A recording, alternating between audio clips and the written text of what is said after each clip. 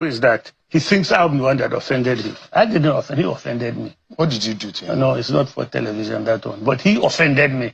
And he's full of himself. And he thinks that because he's now a so-called president. Is he so-called or is he the president? So-called. That's the president of the Federal Republic. I believe he didn't win the election. What makes you think so? Because you supported Peter Obi? Yes. So that's why you think. The results available to us at that time believe he didn't win the election. But the court says otherwise. The court, of course, you know who they are. The court stands for justice.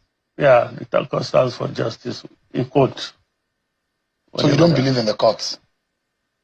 I believe in the courts. What can you do? They are there. They are supposed to do their duties. They are doing their duties. It's not about believing. So if you don't believe Bola Tinubu won the election, the court in the first, the result at the poll says he won. The court in the first instance says he won. Yes. The court in the second instance says he won. Yes, but the facts on the ground said he didn't win. Who now won? Atiku? Peter Obi won that election. That came third? According to the result that was announced, not according to the true results. So how do you determine who won an election? We have the data now. Look, we had monitors on the field. We had agents on the field. We collected our data. We know our results. We know the results that were coming in from the field. We can see clearly the point at which they were altered. We can see clearly, you know. Was he altered in Anambra? Was he altered in Abia? Was he altered in Enugu? Peter Obi won landslide. He won over 90% of the votes in that region. Yes. He beat Bola Tinubu in Lagos. Yes. He had huge votes in the North Central. It doesn't mean there are no states where election was conducted. There are. You know, when you do rigging, you rig only where you are strong. And because... Is Peter Obi strong in Lagos?